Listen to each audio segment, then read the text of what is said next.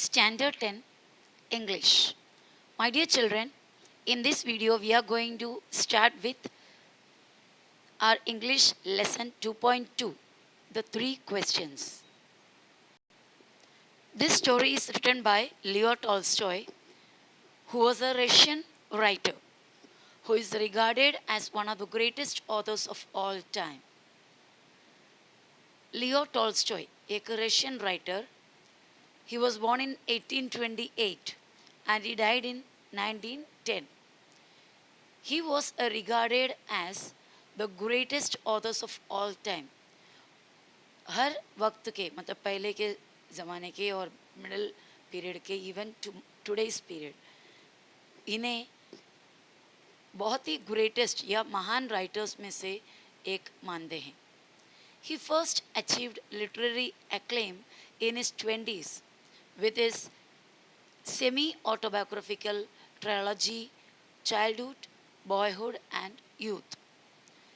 इनको सबसे पहले लिटरेरी एक्लेम मीन्स लोग उन्हें लिटरेचर के फील्ड में जानने लगे या फिर ये फेमस हो गए acclaim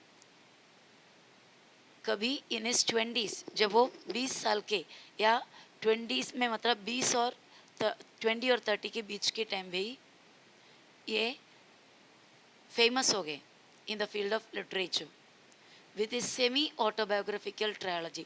Trilogy means a group of 3 novels or 3 plays or 3 books which together become one. 3 separate parts of a single story. इसको कहते हैं trilogy. Semi-autobiography because at the age of 20s nobody can write the whole story of his life. तो it's a part of his whole life. बराबर है क्योंकि as almost उम्र ख़त्म होने पर लास्ट होने पर लोग ऑटोबायोग्राफी लिखते हैं पर ये बंदा 20s में अपना ऑटोबायोग्राफी लिखा that two of 3 parts childhood boyhood and youth. A parable is a short story with a moral lesson. A parable usually has human characters. This parable concerns a king who wants to find answers to what he considers to be the 3 most important questions in life. Parable, आपने fable सुना होगा, Aesop's fable.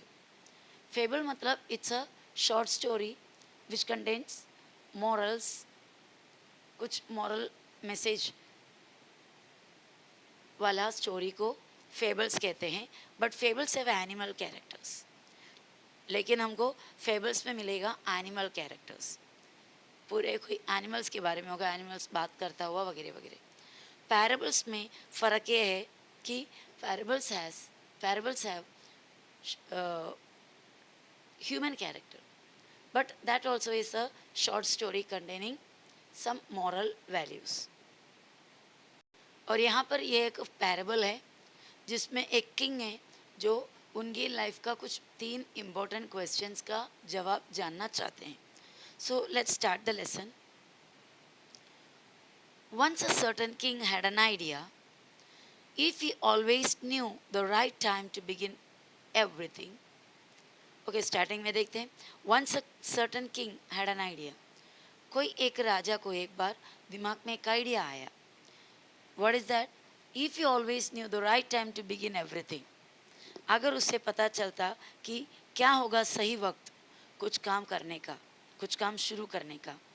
If he knew who were the right people to listen to. और उसे ये पता चलता कि कौन सा सही व्यक्ति है जिन्हें वो सुनो, जिनके लिए वो जिनके बात का ध्यान रखूं. And who to avoid. और ये समझूं कि किसको अवॉइड करना चाहिए. The most important thing to do. और ये पता चले कि कौन सा काम सबसे इम्पोर्टेंट है करने के लिए. He would never fail in anything that he would undertake and above all he would always knew what was the most undertake. तो अगर ऐसे पता चलते तो कभी कोई काम में वो हार नहीं मानता या कभी कोई काम में वो हार नहीं जाते. और कौन सा इम्पोर्टेंट काम को वो ध्यान देना है या कौन सा इम्पोर्टेंट काम को he should undertake मीन्स उसे करना चाहिए. दैट इफ़ ही नोस, अगर उसे पता चलेगा तो he would never fail in his life, वो कभी अपने लाइफ में हारेंगे नहीं. Since he was convinced that he was right in thinking this way, he had a proclamation made in his kingdom. Since he was convinced means उन्हें convince किया गया या believe करने में मजबूर किया गया, मतलब लोगों ने उनकी बात सुनने पर बोला yes you are right, you are the way you are thinking is correct. तो उसने क्या किया, एक प्रोक्लेमेशन किया. प्रोक्लेमेशन मीन्स एक डिंडोरा पीटा या एक अनाउंसमेंट किया. What is the announcement?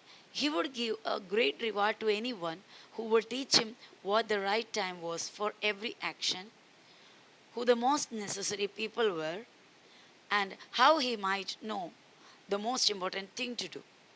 तो उन्होंने क्या प्रोक्लेमेशन किया, क्या डिक्लेयर किया कि उनको एक बड़ा रिवॉर्ड मिलेगा, यानी जो व्यक्ति इनको बताएंगे कि what was the right time for every action, कौन सा टाइम है हर एक्शन के लिए बड़ा proper, who the most necessary people were, कौन सा व्यक्ति ज़्यादा इम्पोर्टेंट है, ज़्यादा नेसेसरी है, and how he might know the most important thing to do, और उसे कैसा पता चलेगा कि कौन सा काम सबसे इम्पोर्टेंट है करने के लिए.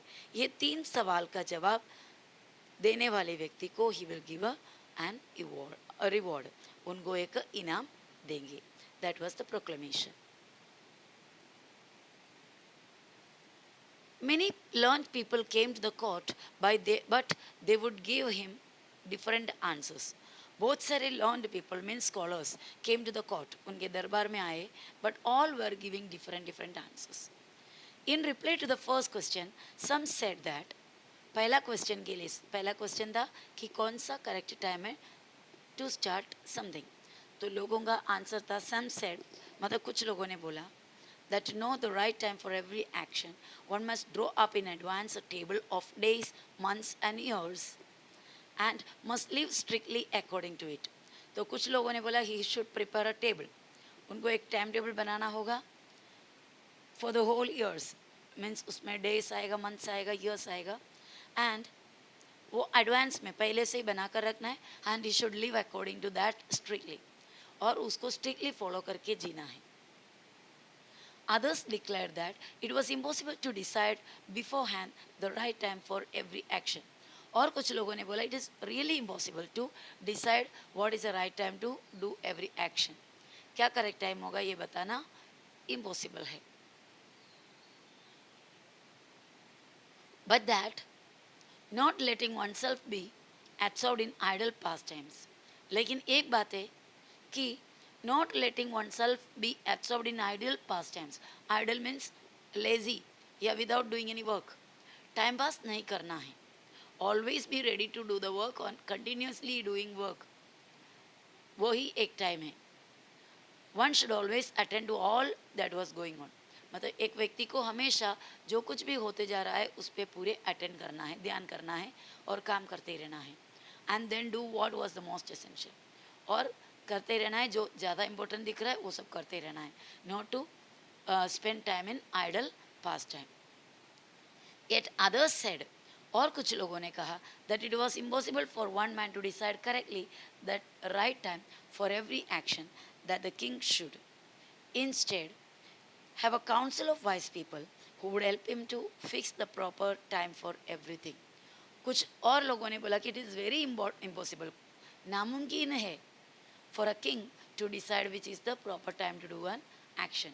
But instead what he has to do, he has to keep a council of wise men. कुछ scholars का council बना कर रखो and they will help him. और वो counselors help करेंगे राजा को in deciding what is the right thing, what is the right time to start everything. Equally varied were the answers to the second question. तो पहला question का इतना इतना जवाब डिफरेंट मिले. In the same way for the second question also people gave different या varied means different answers. Some said the people, कुछ लोगों ने बोला पीपल मतलब मोस्ट इम्पोर्टेंट पर्सन कौन है, तो कुछ लोगों ने बोला जनता. And some said the king, कुछ लोगों ने बोला द किंग राजा इम्पोर्टेंट है. And some were telling that is counsellors, कुछ लोगों ने बोला उनके काउंसलर्स मीन्स उनके काउंसिल में काम करने वाले लोग, दरबारियाँ.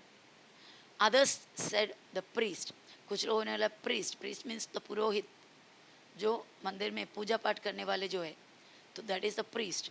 Others the doctors. कुछ और ने बोला कि डॉक्टर्स, डॉक्टर्स इंपॉर्टेंट है. Well some said the warriors. और कुछ लोगों ने बोला सैनिक इंपॉर्टेंट है, warriors were the most necessary. To the third question about what was the most important occupation, और तीसरा क्वेश्चन था कि what was the most important occupation, मतलब कौन सा काम ज़्यादा important है. One replied that the most important thing in the world was science. कुछ लोगों ने बोला science is the most important. Others said it was skill in warfare. दूसरे ने कहा कि warfare में मीन्स लड़ाई में, लड़ाई के जो फील्ड में अच्छा स्किल होना, that is most important. And others again that it was religious worship. और कुछ लोगों ने बोला नहीं, रिलीजियस वर्शिप, भगवान का पूजा पाठ करना, that is more important.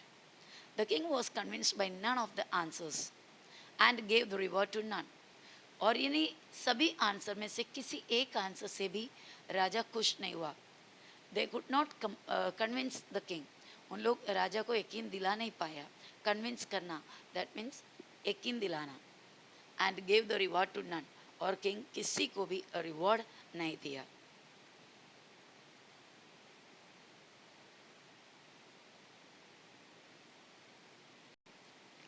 He decided instead means उसके बदले, to go to a hermit. Who is a hermit? A person who lives alone. अकेले रहने वाले एक व्यक्ति. Without contact with worldly things. दुनियादारी की कोई भी चीज़ से या दुनिया के लोगों से कोई लेन देन नहीं. Totally different. And a wise person is called a hermit. जो ऋषि मुनि, जो सेज होता है, अकेले जंगल में कहीं रहते हैं. So the king decided that I should go to a hermit who was widely renowned for his wisdom. Means उनके kingdom में एक hermit था जो बहुत ही widely renowned, means पूरे world में सभी लोग जानते हैं उन्हें. Renowned means famous for his wisdom. Wisdom means intelligence, दिमाग. The hermit lived in a small hut in a forest which he never left. और ये hermit एक छोटा सा हट में, झोपड़ी में रहते हैं, in the forest, which he never left, जो कभी वो छोड़कर कहीं नहीं जाता. He spoke only to common folk. Common folk means common people. राजा जैसे बड़े बड़े लोगों से वो बात तक नहीं करते. He only spoke to common people. So the king put on simple clothes.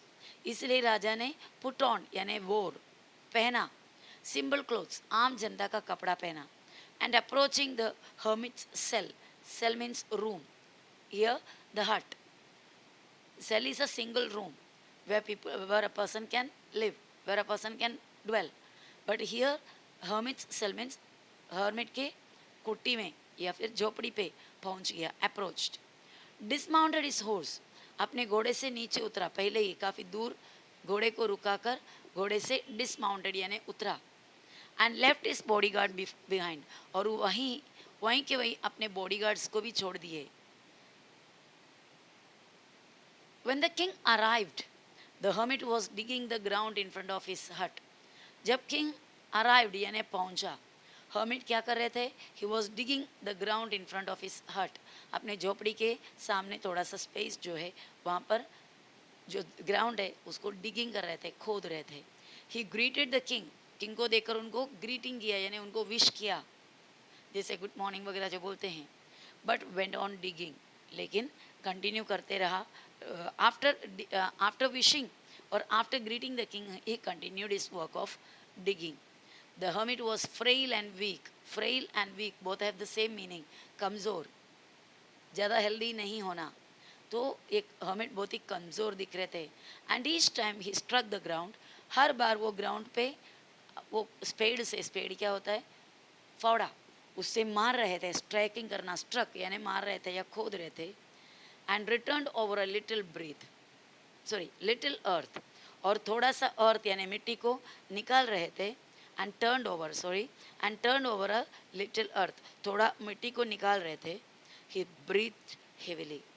वो बहुत ही लंबे सांस ले रहे थे. Means he could not do that work properly because he was very weak.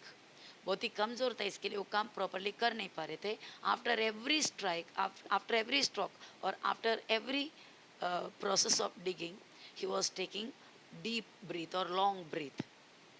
The king went up to him and said, राजा उनके पास तक गया और पूछा, I have come to you, wise hermit, to ask you to answer 3 questions. मैं आपके पास आया हूँ wise hermit, to ask you 3 questions. 3 सवाल करने. How can I learn to do the right thing at the right time? कैसे सीखूं या कैसे मैं समझूं कौन सा काम राइट थिंग है एट द राइट टाइम. मतलब सही वक्त पे कौन सा सही काम मुझे करना है. Who are the people I most need. कौन सा व्यक्ति मेरे लाइफ में ज़्यादा इम्पोर्टेंट है या ज़्यादा मुझे चाहिए जिसके लिए कुछ काम करना है. And to whom should I therefore pay most attention. कौन से व्यक्ति को ज़्यादा अटेंशन, ज़्यादा ध्यान मुझे देनी है. And what affairs are the most important. और कौन सा काम ज़्यादा इम्पोर्टेंट है and need my first attention. बहुत सारे काम में से कौन से काम को ज़्यादा में पहला ध्यान देना चाहिए. The hermit listen to the king but said nothing. हर्मिट ने उनका सवाल सब सुना, लिसन ध्यान से सुना, बट ही सेड नथिंग. उन्होंने कुछ नहीं कहा. He just spat on his hand and resumed digging. He spat on his hand. हाथ थोड़ा रफ हो गया काम करके तो अपने हाथ में थूका. You must have seen the cricketers also do the same thing while bowling. They spit on the ball, otherwise spit on the hand and rub the ball and rub the hand against each other. So थोड़ा सा वो hardness को या roughness को कम करने के लिए. He spat on his hand and resumed digging. Resumed means continued digging. The king watched in silence for a while. राजा वो बंदे को यानी वो हर्मिट को ध्यान से थोड़ा देर वॉच किया. इन साइलेंस, बिल्कुल कुछ बोले बिना. फॉर अ वाइल, थोड़े देर के लिए. Than feeling sorry for the hermit. फिर उस हर्मिट के लिए फीलिंग सॉरी मतलब बुरा लगा कि being a weak and frail person, he was continuously doing a work which he was not able to do properly. So the king took pity on him. उस पर थोड़ा दया आया उनका कंडीशन देखकर. एंड ही सेड, और उन्होंने बोला, you are tired, आप बहुत ही थक चुके हो. Let me take the spade and work a while for you. 1 minute वो मुझे वो स्पेड दे दीजिए, मैं आपको थोड़ा देर आपके लिए मैं काम करूं. लेट मी डू मीन्स मुझे आपके लिए थोड़ा काम करने दीजिए क्योंकि आप बहुत ही थके हो. The hermit silently handed over the spade. Hermit silently चुपचाप handed over the spade. Handed over means उनको दे दिया, किसी और के हाथ में सौंपना. स्पेड दे दिया. And sat down on the ground, और नीचे ग्राउंड पे बैठ गए. When he had dug 2 beds. 2 bed मतलब क्या होता है. Bed means the risen platform of soil. मिट्टी को ज़मीन से खोद खोद के थोड़ा मुलायम नरम करने के बाद उसको एक बेड जैसा शेप में बना देते हैं.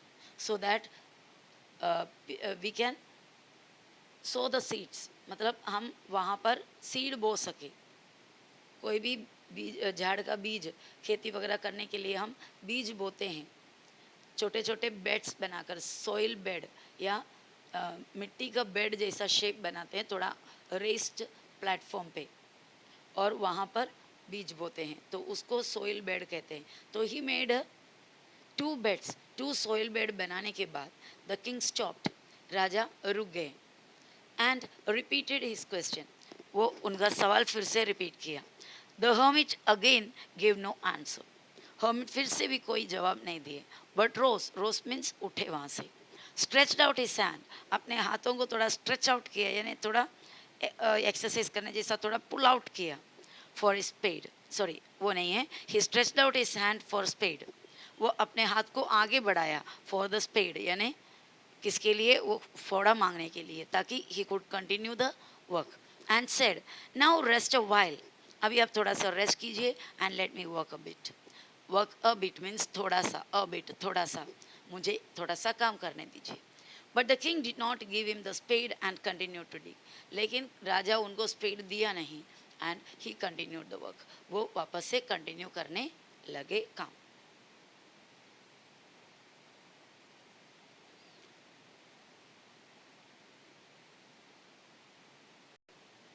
One hour passed and another. एक घंटा बीता और एक घंटा बीता. मीन्स वक्त बीतते गए. The sun began to sink. सूरज डूबने लगे. सिंक. Behind the trees. झाड़ों के पीछे, यानी धीरे धीरे सनसेट हो रहा है. And the king at last stuck the spade into the ground. At last राजा ने क्या किया? स्टक द स्पेड, यानी वो स्पेड को, फावड़े को जमीन में स्टक किया, यानी प्रॉपरली रख लिया, अटका कर रखा. एंड सेड, और बोला, I came to you wise one. ये वाइस पर्सन है, wise hermit. I came to you, मैं आपके पास आया. For an answer to my questions, मेरे क्वेश्चन का आंसर के लिए. If you can give me none, अगर आप कोई जवाब नहीं दे सकते, नन मीन्स कोई नहीं, कुछ भी जवाब नहीं दे सकते, प्लीज से सो, आप प्लीज बता दीजिए वैसा. And I will go home, मैं घर चले जाऊंगा. Here comes someone running, said the hermit. इसके जवाब में hermit ने बोला, देखो कोई यहाँ पर भाग के आ रहा है. Let us see who it is. चलो हम देखते हैं कौन है वो. The king turned round and saw a bearded man come running out of the forest. राजा थोड़ा टर्न हो गया और देखा एक bearded man, एक दाढ़ी वाला आदमी. Bearded means दाढ़ी वाला. Came running out of the forest. Forest के अंदर से बाहर भाग के आ रहे हैं. The man held his hands pressed against his stomach. वो आदमी अपना हाथों को स्टमक पे, मतलब उनके अपने ही पेट की तरफ प्रेस करके रखे हुए थे. And blood was flowing from under them. और उनके हाथों के बीच में से ब्लड बह रहे थे, खून बह रहा था. When he reached the king, जब वो राजा के पास आया, he fainted and fell into the ground. Fell to the ground. वो faint हो गया, यानी बेहोश हो गया. और बेहोश means almost बेहोश जैसे हो गए. And fell to the ground. सीधे जमीन पे गिर गए. Mourning feebly. Feebly means very weakly. कमजोर आवाज से mourning. Mourning means crying with pain. दर्द से वीक आवाज से रोते हुए नीचे गिर गया. The king and the hermit unfastened the man's clothing. Clothing means कपड़े. उनका कपड़े को unfastened. Fastened means बांधना. Unfastened means निकालना. उनके कपड़े को खोला. There was a large wound in his stomach. उनके पेट में एक बड़ा सा wound यानी घाव, बहुत ही बड़ा एक घाव था, एक wound था. The king washed it as well as he could. और राजा ने तुरंत उनका ये वूंड को, वो घाव को अच्छे से धोया. as well as he could, मतलब जितना अच्छा से हो सके उतना. and bandaged it with his handkerchief and a towel the hermit had.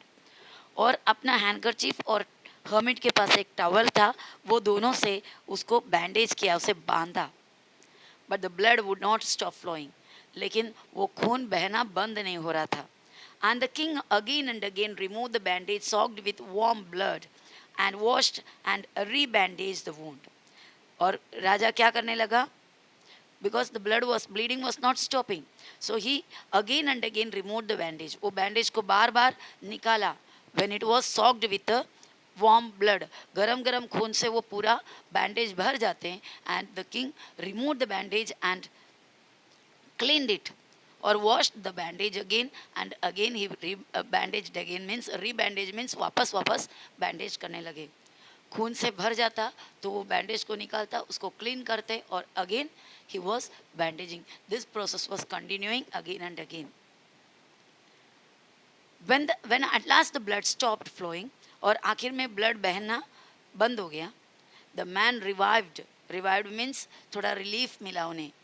Revived, वो आदमी को थोड़ा सा फ्रेश फील हुआ या फीलिंग हेल्दी अगेन, थोड़ा सा उनको रिलीफ वापस से मिला.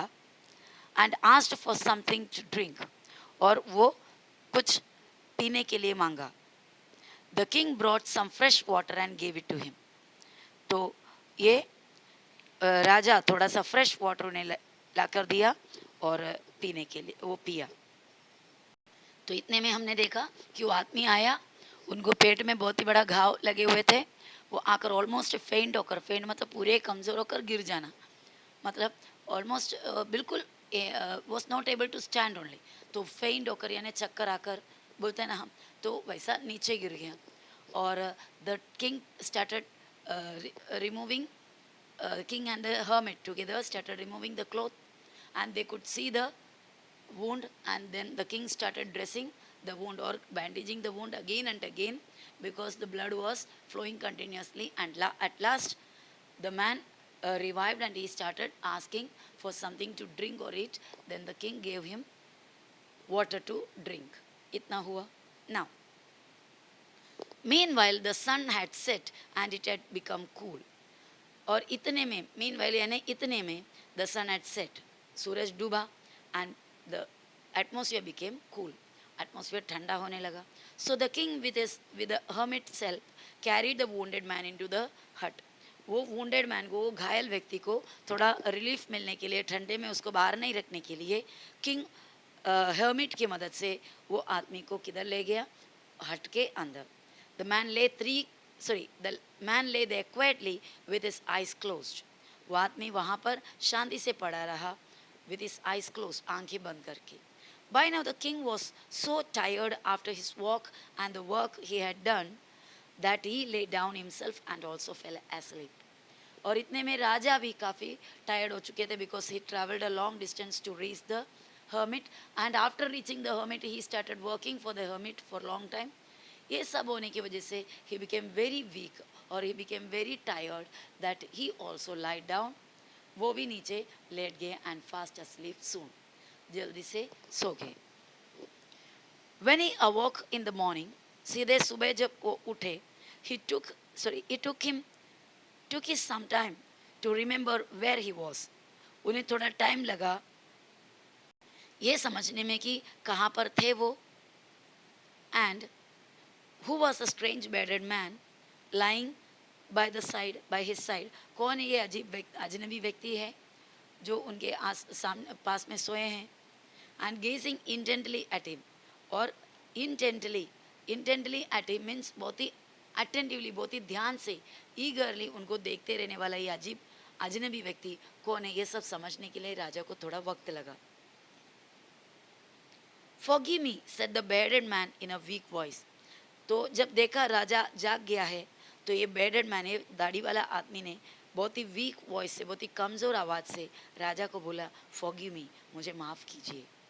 When he saw that the king was awake and was looking at him, I do not know you, मैं आपको जानता नहीं, and I have nothing to forgive you for, और मेरे पास कोई ऐसा वजह नहीं है जो मैं आपको माफ़ करूं, या माफ़ करूं, गुस्सा हो जाऊं, ऐसा कोई वजह तो मेरे पास नहीं है. said the king, राजा ने बोला. You do not know me, but I know you. आप मुझे नहीं जानते लेकिन मैं आपको जानता हूँ. I am that enemy of yours, मैं आपका वो enemy हूँ, who swore means swear का past tense, कसम खाना, जिन्होंने कसम खाया, to revenge himself on you, जिन्होंने कसम खाया तुमसे रिवेंज लेने, रिवेंज यानी बदला लेने, because you executed his brother and seized his property, जो तुमने जिनका भाई को एक्सिक्यूटेड बोलेगा तो पनिशमेंट देना, एक्सिक्यूटेड, वो भी किस किस्म का पनिशमेंट, टू किल मतलब मारने का पनिशमेंट देना, यानी कि मार डालना, जिन्होंने जिसके भाई को तुमने पनिशमेंट के तौर पे मार दिया. एंड सीज्ड हिज प्रॉपर्टी, मारने के बाद उनका प्रॉपर्टी को तुमने सीज यानी तुमने छीन लिया, हड़प लिया, वैसा एक व्यक्ति का ब्रदर वो मैं हूँ. और मैंने डिसाइड किया था या मैंने कसम खाया था तुमसे रिवेंज लेने का, तुमसे बदला लेने का. I knew you had gone alone to see the hermit, मैं जाना था, मुझे पता चला कि तुम हर्मिट से मिलने के लिए अकेले जा रहे हो. And I resolved means I decided, मैंने पक्का इरादा किया था या डिसाइड किया था, to kill you on your way back, तुम वापस हर्मिट से मिलकर वापस जाते टाइम तुम्हारे रास्ते में तुमको मार दूं, एज अ रिवेंज, बदले में तुमको मार दूं, वो डिसाइड किया था. But the day past and you did not return, लेकिन पूरे दिन बीता और तुम हर्मिट के पास से रिटर्न मतलब वापस नहीं गया. So I came out of my ambush. Ambush means छुपे हुए जगह, the hidden place. Hidden place में से मुझे वापस आना पड़ा because I was waiting for you to come back from the hermit's place. Hermit की जगह से वापस आने का इंतज़ार कर रहा था मैं, so that I can kill you. But you did not come back. आप आए नहीं वापस, इसके लिए I could come out of my ambush. I had to come out of my hidden place. मेरे hidden place से मुझे बाहर आना पड़ा. Your bodyguards recognized me and wounded me. और मैं बाहर आया तो तुम्हारे बॉडीगार्ड मुझे पहचान लिया और मुझे घायल कर दिया. I escaped from them but would have bled to death had you not dressed my wound. I escaped from them. मैं कैसा तो करके उनसे बचकर भाग कर आया. But would have bled to death. लेकिन मैं इतना खून बहकर मैं मर जाता. Had you not dressed my wound. अगर तुम मेरे वुंड को, मेरे घाव को ड्रेसअप नहीं किया होता, बैंडेज नहीं किया होता, ट्रीट नहीं किया होता तो I would have died. I wish to kill you but you have saved my life. मैंने तो तुम्हें मारना चाहा और तुम तो मेरे लाइफ बचाया. Now if I live, अगर मैं जिंदा हूँ, and if you wish it, और आप चाहता हूँ, I will serve you all my life. अगर समझो मैं अभी जिंदा बचूं और आप चाहें तो मैं मेरा बचा हुआ लाइफ आपका सेवा करूं. The king was very glad to have made peace with an enemy so easily.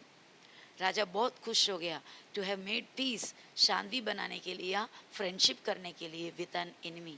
एक दुश्मन के साथ पूरे दुश्मनी को दूर करके शांति बनाए रखने या पीसफुली अच्छा एक फ्रेंडशिप बनाने, वो भी very easily. And to have gained him for a friend, और उसको अपना दोस्त बना पाया. Because of that he became very glad. उसे बहुत ही खुशी मिली. He not only forgive him, वो सिर्फ उसे माफ़ी नहीं सिर्फ किया, but said he would send his men and his own physician to attend him. और उनको बोला कि मैं मेरे आदमी लोगों को भेजता हूँ और मेरे ही खुद का फिजिशियन मीन्स द डॉक्टर, मेरे ही डॉक्टर को भेजता हूँ to attend him, to treat him. And went out of the hut to look for the hermit. और इतना बोलकर हर्मिट को ढूंढने के लिए हट से बाहर आया king. Before going away he wished once more to beg for answer to the questions he had asked. तो निकल के चले जाने से पहले he wanted to ask once again, he wanted to beg once again the hermit to answer the questions. और एक बार आखिरी बार वो हर्मिट से रिक्वेस्ट करके देखते हैं whether he would give the answers to his questions. The hermit was outside. वो hermit बाहर था हट के. On his knees, अपने घुटनों पे बैठा हुआ था. Sowing seeds in the beds that had been dug the day before. Just पहला दिन यानी कल के दिन जो soil bed बनाए थे, उस soil bed में वो बीज बो रहे थे. The king approached him and said, राजा उनके पास पहुंचा और पूछा, For the last time I pray you to answer my questions, wise man. आखिरी बार मैं आपसे रिक्वेस्ट कर रहा हूँ, I am begging you, please answer my questions. You have already been answered, said the hermit, still crouching on his thin legs.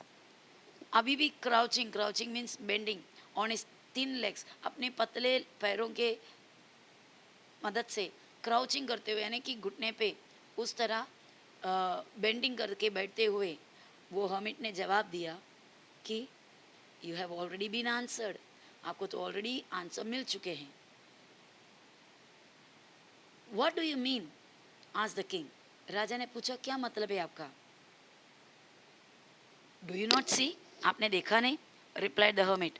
Hermit ने बोला, if you had not pitied my weakness yesterday, अगर तुम मेरे weakness पर, मेरे कमज़ोरी पर दया नहीं दिखाया यानी पिटी नहीं फील हुआ था तो, and stayed to dig this beds for me, और ये बेड, ये सोइल बेड बनाने के लिए इधर रुकते नहीं, you would have gone back, और तुम चले जाते, and been killed by that man, और वो आदमी के हाथ से मारे जाते.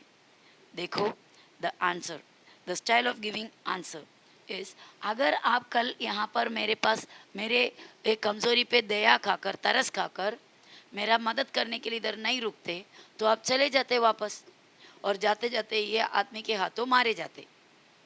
So the most important time was when you are digging the beds. तो आपके लिए उस वक्त में सबसे इम्पोर्टेंट टाइम क्या था? मेरा जो बेड, सोइल बेड खोदने का वक्त, that was the most important time. And I was the most important man. आपके लिए मैं सबसे इम्पोर्टेंट इंसान था उस time. And to do me good, और मेरे लिए अच्छा काम करना, was your most important business. आपका सबसे इम्पोर्टेंट काम, उस वक्त का इम्पोर्टेंट काम वो था. Afterwards the most important time was when you were attending to that man. और उसके बाद तुम्हारे लिए सबसे इम्पोर्टेंट टाइम वो व्यक्ति को तुम अटेंड करते टाइम, ट्रीट करते टाइम, वो टाइम आपके लिए इम्पोर्टेंट था. यानी वो आदमी वोंडेड होकर यहाँ पर आया और you started treating him. That was the most important time for that time. उस वक्त सबसे इम्पोर्टेंट काम वो था, या वो वक्त था. For if you had not bound is wound, अगर तुमने उसका वोंड को बांधा नहीं होता, he would have died without having made peace with you. वो मर गया होता तुमसे दोस्ती किए बिना, तुमसे अपना दुश्मनी को हटाए बिना वो मर जाता. So he was the most important man, and what you did for him was your most important business. वो इंसान आपके लिए सबसे इम्पोर्टेंट मैन था, एंड आपने उसके लिए जो काम किया, that was the important business for you at that time. Remember then, there is only one time that is more important now. अभी याद रखो कि एक ही एक इम्पोर्टेंट टाइम होता है, एक ही एक मेन टाइम होता है, that is important. It is now. Now means अभी. Which is the important time? The important time is now. अब जो हो रहा है, that is the important time. एक ही एक टाइम इम्पोर्टेंट है, वो टाइम को हम कहते हैं now. Work for now, live for now, and take more attention, yeah, give more attention to that person who is present now. It is the important, most important time, because it's the only time when we have any power. Because now you have power. We cannot say that after some time you will have power or not. And you cannot change the yesterday's time. So you can do whatever it is that is now. Because now you have power. The most necessary person is the one with you are, one with whom, yeah, the whom with you are now, जिनके साथ तुम अभी हो, that person is more important, the most important. For you do not know whether you will ever have dealing with anyone else. क्योंकि आप future नहीं जानते, next पल में क्या होगा नहीं जानते. You cannot think or decide that whether you are able to attend anyone else after this. इसके बाद, आज का अभी के वक्त के बाद आप किसी के लिए या किसी के साथ डील कर पाओगे या नहीं, nobody knows. Nobody knows what happens next. So take the, yeah, give importance to the time now. And the most important thing is to do this person good. अभी आपके पास जो व्यक्ति है आपके सामने, वो व्यक्ति के लिए अच्छा करना, that is the most important thing to do. Because for that purpose alone were you sent into this life. क्योंकि आपको उसी के लिए भेजा गया है इस दुनिया में. मीन्स अगर आपको एक लाइफ मिला है इस दुनिया में जीने का, तो take more attention to the time now, and take more importance, या give more importance to the person present in front of you now, and do good to that person who is present in front of you now. So that was the answer to your questions. So I hope, my children, you understood the meaning of the lesson. Now, please try to solve the workshop given in the textbook, and see you in the next video. Bye bye.